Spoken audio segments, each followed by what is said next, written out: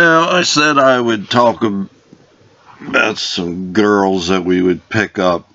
This is only these three girls. They would run around together. One had your killer body, might say, would look fabulous in a bikini. Another one was nice looking, tall, slim. Another one was a little short and just a little chubby.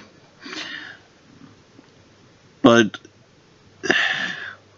we found out that these three girls, I don't know what was wrong with them or whether they were faking it or what, but they just acted so dumb that I never met anybody that naive, that uninformed. I mean, they just, well, I told them that I was a vampire and that my teeth used to be longer, but I had them cut down. I had a dentist cut them down. I don't know. They seemed to bite on it. The one girl thought she might, one night we got a little wasted and her and me were making out, just kissing, and she then started worrying that she might be pregnant. I thought, you can't be serious. I would tell them things that were so stupid just to see if they would bite on it, and it seemed like they would bite every time. I couldn't believe it. I just couldn't believe it. They got me, they would bother me so much that I would say, all right, I've had enough, and I'd take them back to their car and tell them, see you next time. One time they decided they were going to throw a party, and they told us where it was going to be. It was just going to be, you know, like a field type thing, and they thought we were going to bring a whole bunch of drugs. I said, no. No, that's not how you're throwing the party. So, I don't know whatever happened to them. I don't, you know, never, they didn't go to our school or anything, so, but they'd run around Tawnytown every once in a while. Guess they were from Littlestown. So anyway, I was working at this place up in Hanover, the first job I had. Now my shop was there, and I was starting to do some wild stuff there as well. I'll explain that later. But I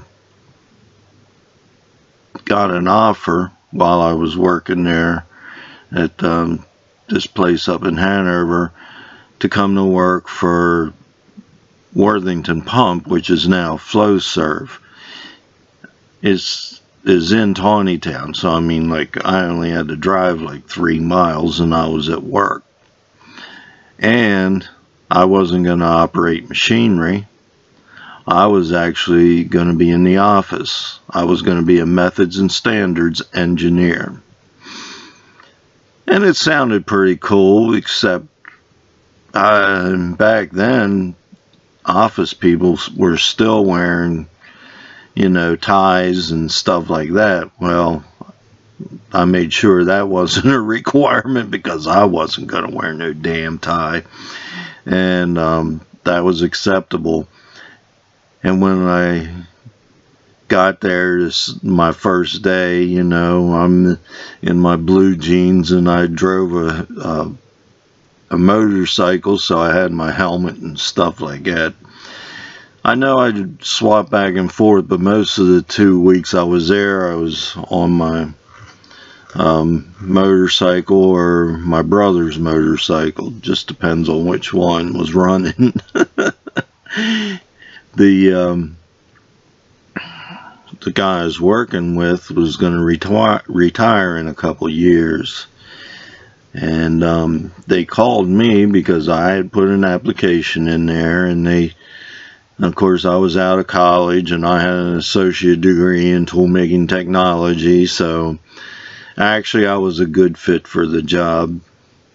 And really what it amounted to was estimating how long it's going to take to machine a part, step by step. Each step of the machining process, not a general, it's going to take 5 hours. No, you calculated the amount of time. We'll say a half hour's worth of setup time, run time. We're going to take 4 roughing cuts at such and such an amount, and there's going to be a feed rate of so and so. That's what it's going to be, and at least that's what I thought. And once I got there, I pulled out my first drawing and my first work order for the floor to do the estimating. And I started doing some calculations, and the guy that's training me and is in charge says, "Oh, well, that's just like part such and such. Pull that one out and just make a few adjustments." So I pulled that one out, made a few adjustments, put it on the floor. Well, that's how it went all the time. There was always something that was something like it, so there was no technical end to it. It was more remembering part numbers and knowing and identifying similar parts. And that wasn't very much fun to me, and I'm going out there on the floor every so often to see how things are going, and I'm wanting to run machines rather than do that. So at the end of the first week, I just told them, this isn't going to work out. I said, I think I really want to, run machines. Now, so I gave them notice, and the next week I'm going to leave, and this guy keeps trying to talk me out of it, but yeah, I just don't see anything. And then a job opens up out on the floor. Now, technically, since I'm working for him, I can apply for it. They told me, nope, you already quit. I'm still here, but they didn't. I think the lady in HR was mad at me because she kind of chose me, and maybe she even thought she knew me because her husband was a teacher over at Francis Scott Key, and he was my coach. But anyway, I don't know whether that had anything to do with it. She's gorgeous, though, but she was a bitch. She sure seemed like she was the one who wore the pants in their family. So anyway, they wouldn't let me in. They said I'd have to apply again for the job out there on the floor. Of course I did, and of course I didn't get it. But so I was back out, so now I'm deciding that I'm just going to go ahead and get my business going, and I have projects to work on, but nothing to really make money. Well, who cares? I'm living at home, I'm not really that money oriented. Unfortunately, I never was money oriented. I still am not. If I could do everything for free, I'd do it. I would, if there was a way that I could be taken care of and give everything away, I would do it. It's more interesting to me to get the job done and to see it work than it is to see what kind of money I can make. Actually, one of the jobs I was doing was I put a gull wing door on a van. Now, I'm not talking about the entrance doors. I'm talking about the sliding door on the side. A friend of mine who later on became my brother-in-law, one of the probably best people in the world, really. Unfortunately, he gets taken advantage of, but he wanted the door, He didn't know how to build it, but for some reason he was sure I could do it. We weren't that close of friends at the time, but I got a reputation with him.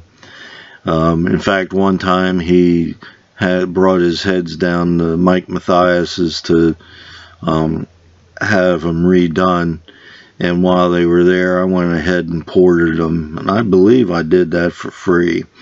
But just knowing it was him, I wanted an opportunity to get a set of heads out there ported, so I went ahead and ported his heads for him. So anyway, this door was kind of unique because it latched itself. And there was the hydraulic cylinders in the end were actually the latch. Unfortunately, they were not designed, they leaked. But that was the way they were right from the factory. Because this is a pair of hydraulic cylinders that retracted a convertible top. So the first way we did it, I had the door sitting there and I had a cylinder there and it pushed it out, and this cylinder, it sort of worked, but the passenger seat wasn't in when we set it up. And so here he went to put the passenger seat in, and this thing was right in the way. Now he was going to accept it, but I said no, that ain't going to work. So I went back to the drawing board, and what I came up with was a hinge that was a double hinge. And so the door would open and go up, and then there would be a stop there that forced it, and it tilted on up. And this was all driven by two hydraulic cylinders up in the ceiling of the van, which made it a lot cleaner. It wasn't real small because when he built it in, but we even had an advantage because I only needed half the cylinder travel. So I put the cylinders on a rocker shaft that gave a 2-to-1 ratio, which actually effectively doubled the power of the hydraulic cylinders. Now it slowed it down, but it worked very well. So the door came out at the top and up, and there were 2 pins in the bottom that latched it at the bottom, and in the top the hydraulic cylinders held it in place. It really worked rather well. Never took a picture of it. And it was a great van. He got rid of the track on the side and cleaned it all up. No door handle or anything. And then he painted it school bus yellow. And it was a short Chevrolet van, which made it look even better. It was really nice. He had a cool set of wheels on it. Yeah, that was a good project. So while I'm doing that, I can see I'm not making any money, and the company that I worked for before asked if I wanted to come back, so I did. And of course I didn't get along with the owner before, and now I'm really not getting along with the owner. And I had made this one blunder, which had he had an inspection department, it wouldn't have happened. So I'm not going to take 100% blame for it. But I came up with a way to machine these parts in 6 passes. And the final pass was actually a roughing pass. But I was allowed plus or minus 5 thousandths, and I was hitting it right on the nominal. And, excuse me, I was allowed plus or minus 2.5 thousandths. The thing is I was using carbide, and carbide back then was way different than it is now, and created tremendous amounts of heat when it was cutting. These parts were so hot when I measured them, and I never thought about it. But after they cooled off, they were undersized. They shrunk 3 to 4 thousandths. And fortunately, one other guy saw that I had measured a part, asked me how I was making them so fast, and I showed him. And he saw me measure it before I even pulled it out, and I was right on the money. And here they cooled off. Well, the owner was really pissed when I went in that morning, and I had told you about how he wrecked the crane and everything else, and he told me that I screw up more work than anybody he knew. And of course I said, except for you. Well, actually he told me I fuck up more work than anybody he knew. So I assumed that that was the end of my career there. I took my toolbox and, well, actually I didn't take it right then. I just left. Went out and I got drunk and met the guy. Well, anyway. And so anyway, I came back later that day, got my check, got my toolbox, and I left. Shortly after that, I find a job at another place in Hanover, and I'm thinking, all right, this is a much better place anyway, more professional and all that. Plus, I'm going to become a tool and die maker here. They have a training program for that, and so I'm signed up for that. But also because of that, I'm not getting paid as well. But that's the price you pay to go into one of these type programs. And I ended up wondering when I was going to get trained, because I mean, I'm running every machine in the damn place like a seasoned professional. The only thing I didn't run was a horizontal boring machine. That's the only piece of equipment that I didn't touch while I was there. And come to find out, my supervisor was supposed to be my teacher. And they were supposed to have, books and classroom time and all that stuff. And I started talking to some of the guys who went through the program. They said, well, I never did this, or I never did that. Those machines over there, I've never touched them. You've run them more than I have. And I'm thinking, where's the education here? What they're doing is they're getting cheap labor. And believe it or not, it's also subsidized by the government. So a government person comes around every so often to see how things are running. And being I'm the smart person that I am, I don't talk to my boss. I talk to the vice president of the company. And I tell him, I said, I'm really not sure I want to be in this program, because it doesn't look like it really teaches you anything. Where's my books? Where's my teacher? Is a chance that I could talk to the guy from the government when the next time he comes in, to evaluate the program? Well, the vice president goes over to my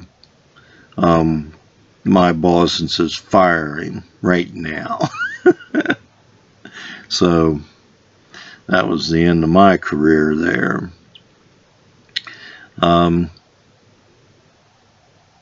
It's just the way things go for me. I don't know. I come to find out, I could have taken them to court.